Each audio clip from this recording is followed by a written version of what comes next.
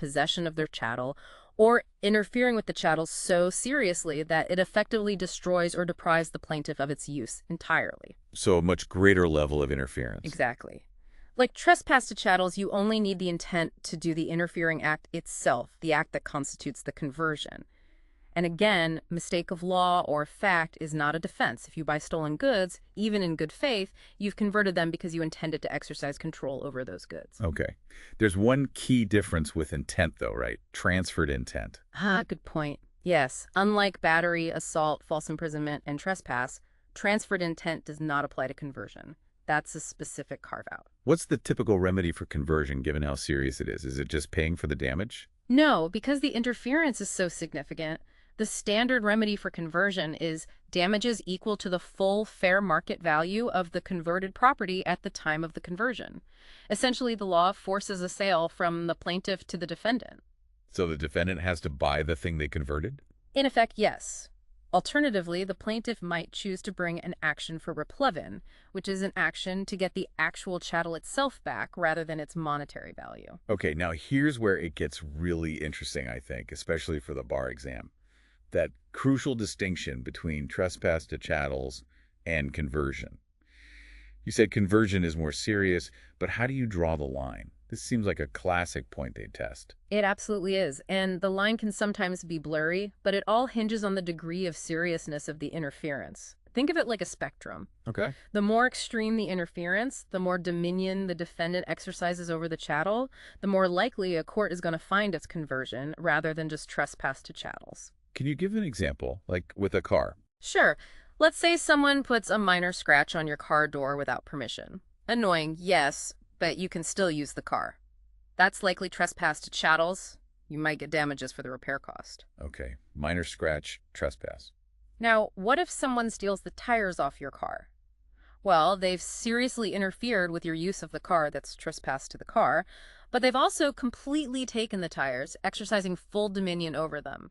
That part is likely conversion of the tires. Ah, so you can have both from one act. You can.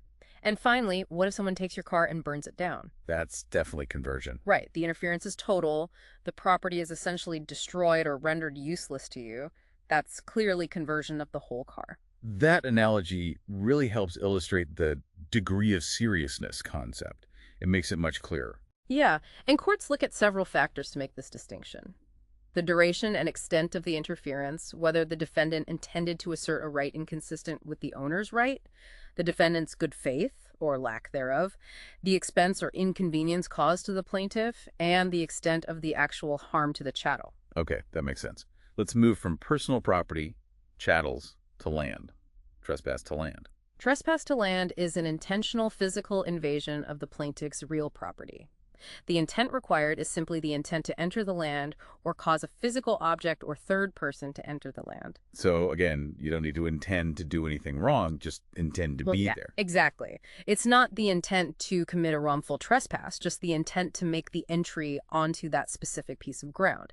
Even if you genuinely but mistakenly believe the land is yours, if you walk onto it and it's actually someone else's, you've committed trespass to land because you intended to enter that physical space. And transferred intent applies here too. Yes, it does. If you intend to enter land A but mistakenly enter land B, the intent transfers. Who can sue? Just the owner. Anyone in actual or constructive possession of the land can be a plaintiff. Doesn't have to be the legal owner. A tenant can sue for trespass. Do you need to prove actual damages, like harm to the land? No, proof of actual damages is not required for trespass to land. The invasion of the property right itself is considered the harm, so nominal damages may be awarded even if the land is completely unharmed. Okay, now there's a special defense that often comes up with trespass to land. The necessity defense. This allows a trespass, but only under specific circumstances, right? Exactly. The necessity defense can justify entry onto land, or interference with the chattels, that would otherwise be portious. But there are two very distinct types, and the difference is critical. Private necessity and public necessity. Private necessity sounds like it's about protecting an individual or their property. It is. It's considered a qualified or incomplete privilege. It allows a person to enter or remain on the land of another or interfere with their chattels if it appears reasonably necessary to protect themselves, their property, or a small number of others from serious harm. Think docking your boat at someone's private pier during a sudden violent storm. Okay, so you can trespass to save yourself. But is there a catch? Yes, the qualified part.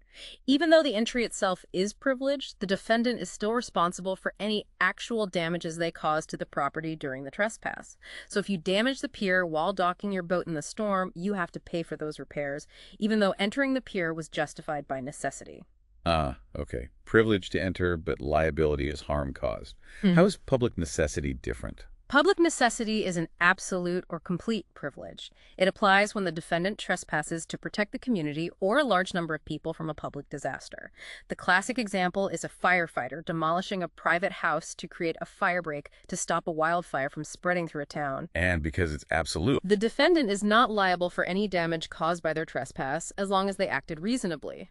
So, unlike private necessity, the homeowner whose house was demolished to save the town generally cannot recover damages from the firefighter or the city. Even if it turns out, in hindsight, destroying the house wasn't actually necessary. Correct, as long as the defendant reasonably believed it was necessary at the time. That reasonable belief shields them from liability for damages under public necessity. This is a critical distinction from private necessity. Definitely.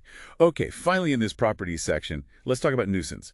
This isn't about physical invasion, but interference with the use and enjoyment of land. Exactly. Nuisance protects your right to use and enjoy your property without unreasonable interference.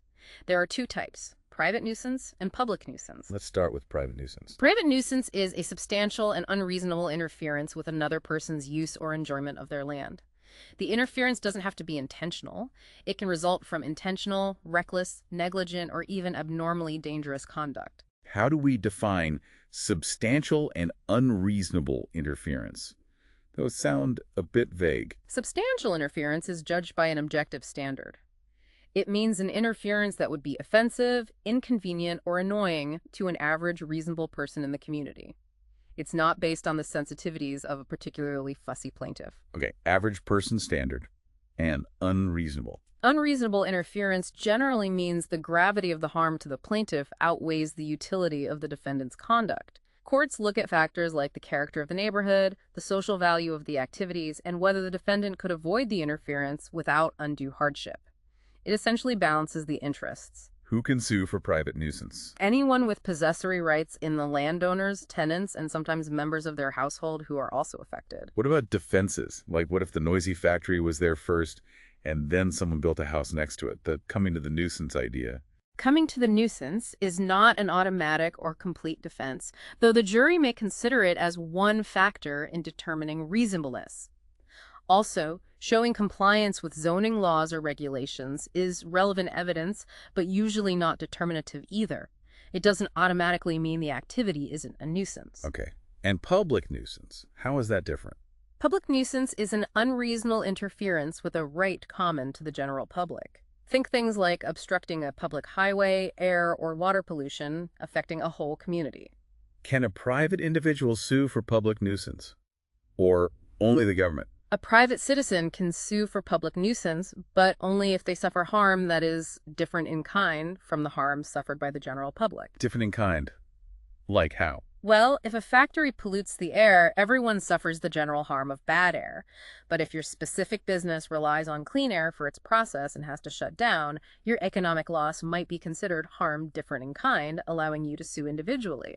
Otherwise, it's usually up to public officials to bring the action. And the remedies for nuisance, public or private? The usual remedy is monetary damages to compensate for the past interference. However, plaintiffs often seek injunctive relief, a court order telling the defendant to stop or limit the activity causing the nuisance. An injunction might be granted if damages are inadequate and the balance of equities favors the plaintiff. The cornerstone of tort law. Okay, we've navigated the worlds of intentional torts and property harms. Now we arrive at the big one: negligence. Arguably the most frequently tested tort area on the bar exam, and definitely the most common in real-world practice. Absolutely. It's the cornerstone of modern tort law, really. Unlike intentional torts, negligence doesn't require any proof of intent to cause harm. It's all about carelessness, failing to exercise reasonable care when you have a duty to do so. And the framework for analyzing negligence is key, right? Those 4 elements. Always start with the 4 elements. You can remember them as DBCD, duty, breach, causation, and damages. DBCD, got it. And you must establish all four for the plaintiff to recover in negligence. Miss just one, and the claim fails. Okay, let's break them down. First, duty. What's the fundamental obligation here? When do you owe someone a duty of care? Generally speaking, a duty of care is owed to anyone who might foreseeably be injured by the defendant's failure to act as a reasonable person would under the circumstances. The core concept here is the foreseeability of the plaintiff. Foreseeability of the plaintiff. And I know there are two famous differing judicial views on this, right? From the Palsgraf case, Cardozo, and Andrews. That's the classic case, exactly. And yes, their differing views represent the majority and minority approaches to foreseeability of the plaintiff. What's fascinating here is how these two perspectives really shape who can even bring a claim in the first place. So what's the Cardozo view? The Cardozo view, which is the majority rule, says that a duty is owed only to plaintiffs who are within the zone of foreseeable harm created by the defendant's negligent act. If the plaintiff was outside that zone, geographically or relationally, then no duty was owed to them, even if they were harmed, and thus no negligence claim can proceed. So if I'm careless driving, my zone of foreseeable harm is maybe other cars nearby, pedestrians on the sidewalk. Right. But probably not someone watching from a window 5 blocks away who gets startled and drops a vase. They're likely outside the zone. Okay. And the Andrews view? The Andrews view, the minority rule, is much broader. It essentially says if the defendant's act was negligent because it foreseeably risked harm to someone, then a duty is owed to everyone who was actually harmed as a direct result, whether they were individually foreseeable or not. Duty to one is duty to all, in a sense. That's a pretty significant difference in scope. Huge difference. Now, generally speaking, the law doesn't impose an affirmative duty to act. You don't usually have a duty to rescue someone in peril, for instance, if you didn't create the peril. The no duty to rescue rule. Right. But there are some very important exceptions where an affirmative duty is imposed. Like what? Well, if the defendant voluntarily assumes a duty, like starting a rescue attempt, they generally have to continue with reasonable care. If the defendant's own conduct, negligent or not, places the plaintiff in peril. If the defendant has actual authority to control a third person they know is likely to cause harm, like a parent over a child sometimes. If there's a contractual obligation to act. If a special relationship exists, common carrier-passenger, innkeeper-guest, employer-employee, parent-child, or finally, if a statute specifically imposes an affirmative duty to act for the protection of another. Okay, so a number of exceptions to the general no-duty rule. That covers duty. Now let's talk about the standard of care. Once you have a duty, how careful do you actually need to be? The basic standard is that of a reasonably prudent person acting under similar circumstances. This is an objective standard. Objective meaning? Meaning it doesn't usually take into account the defendant's individual mental shortcomings. We don't ask what this specific defendant thought was reasonable. We ask what a hypothetical reasonably prudent person would have done. Now, the standard does account for physical characteristics. We'd ask what a reasonably prudent blind person would do under the circumstances.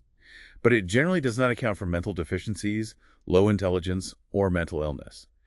Everyone is held to that same minimum standard of reasonable prudence in the community. What about people with special skills, like doctors or engineers? If a defendant has superior skills or knowledge, they're required to use them. So a doctor is held to the standard of a reasonably prudent doctor in that field, not just a regular person. Their special skills raise the bar for them. And intoxication. Does being drunk lower the standard? Nope. A voluntarily intoxicated person is held to the same standard of care as a sober person. No breaks for choosing to drink. What about children? Surely they aren't held to the same standard as adults. Generally, no. Children are usually held to the standard of a reasonable child of similar age, intelligence, and experience. It's more subjective. But there's a big exception.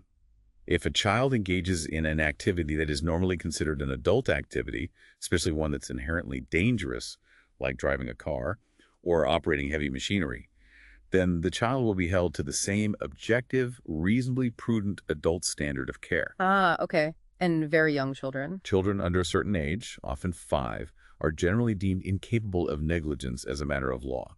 Are there specific classes of defendants with unique standards of care that are often tested on the bar? Yes, definitely.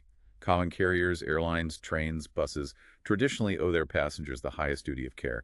They can be liable for even slight negligence. Highest duty, okay. Innkeepers historically had a similar high duty, but the modern trend is often ordinary negligence. Professionals, as we mentioned, doctors, lawyers, accountants, are held to the standard of care of a reasonably prudent member of their profession in good standing. For doctors, this often means a national standard of care, not just the local community standard anymore. And you usually need expert testimony to establish what that professional standard is and whether it was breached, unless the negligence is so obvious a layperson could see it, like amputating the wrong limb. Right. That brings up the idea of informed consent in medical malpractice. Is that part of the standard of care? Yes, it is. Doctors have a duty to provide patients with enough information about the risks, benefits, and alternatives of a proposed treatment so the patient can make an informed decision. Failure to obtain informed consent is a breach of the duty of care, essentially a form of medical negligence. Okay. Now let's take that deeper dive into the duties owed by possessors of land. This area seems complex, with different rules for different people who come onto the property. It is complex and definitely a bar exam favorite because of the distinctions. The traditional majority approach breaks down the possessor's duty based on the legal status of the entrant onto the land. There are three main categories: invitees, licensees, and trespassers. Okay, let's start with invitees. Who are they and what's the duty? Invitees are people who enter the land either for the possessor's business purpose, like customers in a store, often called business invitees, or because the land is held open to the public, like visitors to a public park, often called public invitees. Uh-huh. To invitees, the possessor owes the highest duty. They have a duty to exercise reasonable care to keep the premises reasonably safe. This includes a duty to actively inspect the property for unknown dangers and to warn invitees of or make safe any dangerous conditions, both natural and artificial, that the possessor knows about or should know about through reasonable inspection. So duty to inspect and make safe, that's high. What about licensees? Licensees enter the land with the possessor's express or implied permission, but for their own purpose or benefit, not the possessor's. The classic example is a social guest at your home.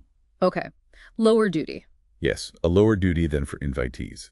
The possessor owes a licensee a duty to warn them of, or make safe, any concealed dangerous conditions, natural or artificial, that the possessor knows about. Critically, there is no duty to inspect for dangers the possessor doesn't already know about. So, warn about known dangers, but no duty to look for unknown ones. Got it.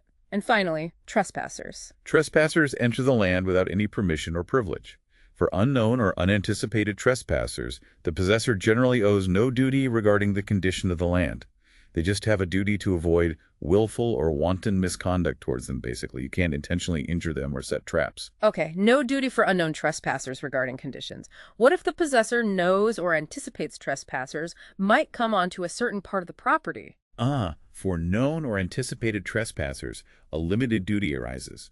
The possessor must warn them of or make safe any concealed, dangerous, artificial conditions on the land the possessor knows about and which pose a risk of death or serious bodily harm.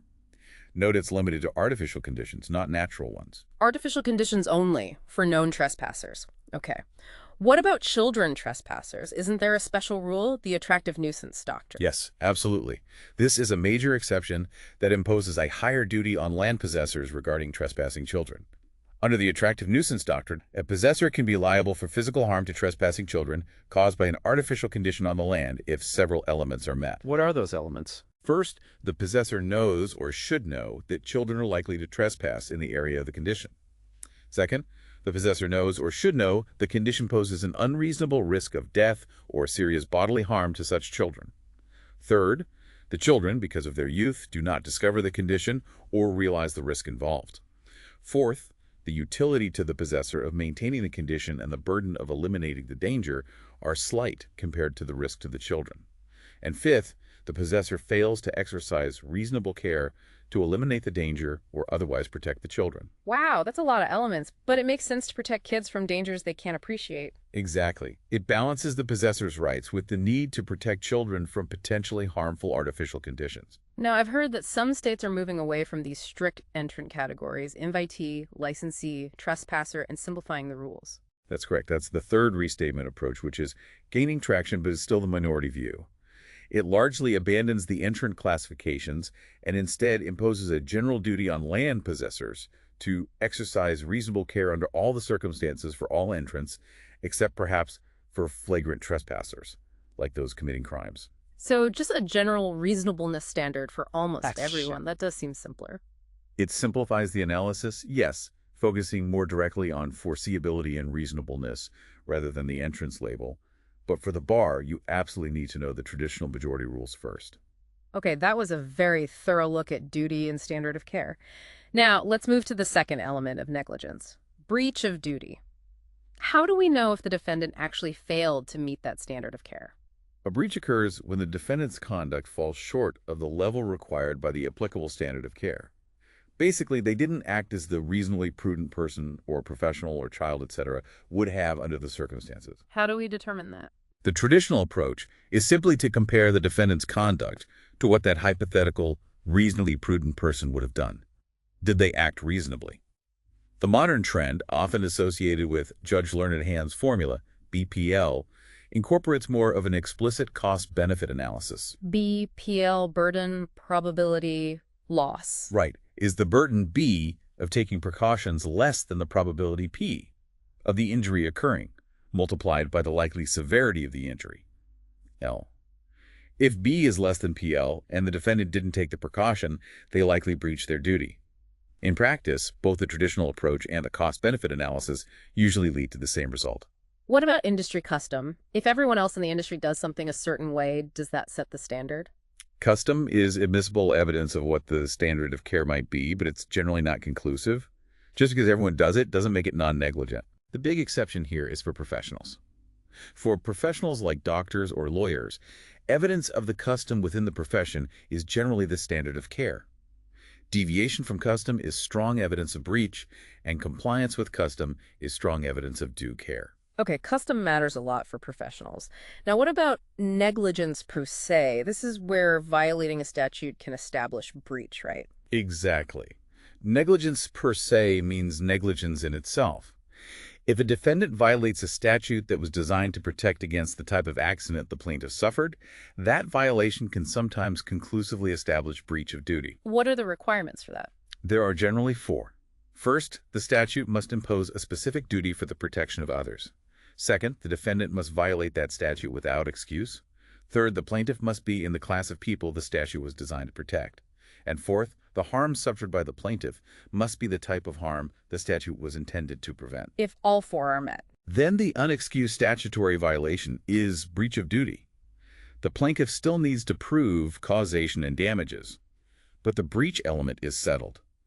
There are defenses, of course, like if compliance was impossible or more dangerous, or the statute was confusing. Okay, what if there's no direct evidence of what the defendant did wrong, but an accident happened that seems like it must have been negligence, like something falling out of a building window? That's where res ipsa loquitur comes in. Latin for the thing speaks for itself. Right. Res ipsa is an evidentiary doctrine that allows the plaintiff to create an inference of negligence when they can't prove the specific negligent act. It allows the case to get to the jury even without direct evidence of breach. What does the plaintiff need to show for res ipsa to apply? Typically, three things. First, the accident must be of a kind that ordinarily does not occur in the absence of someone's negligence. Barrels don't just fall out of windows for no reason. Second, the accident must have been caused by an agency or instrumentality within the defendant's exclusive control. This element is interpreted pretty flexibly nowadays, especially in cases involving multiple defendants or products. Okay. And third? Third, the accident must not have been due to any voluntary action or contribution on the part of the plaintiff. If the plaintiff meets these requirements, the jury is permitted, but not required, to infer that the defendant was negligent. Importantly, res ipsa doesn't apply if there is direct evidence of the defendant's conduct available. It's a gap filler. Okay, that covers duty and breach. Now the critical link, causation. How do we actually connect the defendant's breach of duty to the plaintiff's injury? Causation in negligence, like in intentional torts, requires proof of both actual cause and proximate cause. You need both links in the chain. Let's start with actual cause, also called factual cause or cause in fact. Right. The standard test for actual cause is the but-for test. Would the plaintiff's injury have occurred but for the defendant's negligent conduct? If the answer is no, the injury wouldn't have happened without the negligence, then the but-for test is met. What if there are multiple causes, like two separate fires negligently started that merge and burned down a house? When the but-for test doesn't work well because there are multiple sufficient causes, courts often use the substantial factor test instead. Was the defendant's negligent conduct a substantial factor in bringing about the plaintiff's harm? If yes, actual cause is established. even if another cause also would have been sufficient. What about situations where it's unclear which of several negligent defendants actually caused the harm, like the Summers v. Tice hunting accident case? Ah, yes. In those rare cases where multiple defendants were negligent, but only one could have caused the plaintiff's single indivisible injury, and it's impossible to tell which one, the burden of proof on actual causation shifts. The burden shifts to the defendants to prove that their negligence was not the actual cause. If they can't exonerate themselves, they can both be held liable, often jointly and severally. Okay, burden shifting in specific cases. Now, proximate cause or legal cause. This sounds like where the law draws a line even if the but-for test is met. You're exactly right. Proximate cause is not about factual connection. It's a policy-based limitation on liability. It asks whether the connection between the defendant's breach and the plaintiff's injury is close enough or foreseeable enough to hold the defendant legally responsible. It's about the scope of liability. And the main test is foreseeability. Under the majority rule, yes. The focus is on foreseeability. Was the type of harm suffered by the plaintiff a reasonably foreseeable consequence of the defendant's negligent conduct? And was the plaintiff a foreseeable victim? Going back to the Cardozo view. If the harm was unforeseeable or occurred in a bizarre, unforeseeable manner, proximate cause might be lacking, cutting off liability. What about the minority Andrews test here? The Andrews view on proximate cause, consistent with his view on duty, is broader. It focuses less on foreseeability and more on whether the harm was a direct consequence of the negligence, without too many intervening factors. If the harm followed in a direct, unbroken sequence, proximate cause might be found, even if the specific harm wasn't particularly foreseeable. This also brings up the idea of intervening versus superseding causes, right? Things that happen after the defendant's negligence. Yes, this is crucial for proximate cause analysis. An intervening cause is simply any force or event that comes into play after the defendant's negligent act and contributes to the plaintiff's injury. An intervening cause becomes a superseding cause only if it was unforeseeable, and D is deemed significant enough to break the chain of proximate causation between the original defendant's negligence and the final injury. If an intervening cause is superseding, it relieves the original negligent defendant of liability for harms occurring after the superseding cause. What makes an intervening cause foreseeable versus unforeseeable? Foreseeable intervening causes generally do not break the chain. Things like negligent rescue attempts, subsequent medical malpractice treating the original injury, normal forces of nature, or subsequent accidents caused by the original injury. These are usually considered foreseeable risks created by the original negligence. So subsequent medical malpractice is almost always foreseeable. That's a key exam point. Almost always, yes. It's a very common risk when someone is injured due to negligence. Unforeseeable intervening causes things like highly extraordinary acts of nature, or intentional torts, or crimes committed by third parties that weren't stimulated by the defendant's negligence.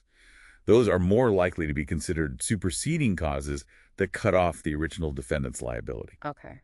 And then there's the famous eggshell skull rule. This often surprises people, but it's critical for damages. It is. So what does this all mean? It means you take your plaintiff as you find them. The eggshell skull rule says that while the type of harm must generally be foreseeable for proximate cause, the extent of the harm need not be. If the defendant's negligence causes some foreseeable physical injury, the defendant is liable for the full extent of the plaintiff's injuries, even if those injuries are unexpectedly severe, due to the plaintiff's pre-existing physical or mental vulnerability or condition their eggshell skull. So if I negligently bump into someone, causing a foreseeable minor bruise, but they happen to have a rare condition that causes the bruise to lead to major complications, I'm potentially liable for all those major complications. That's the rule. You're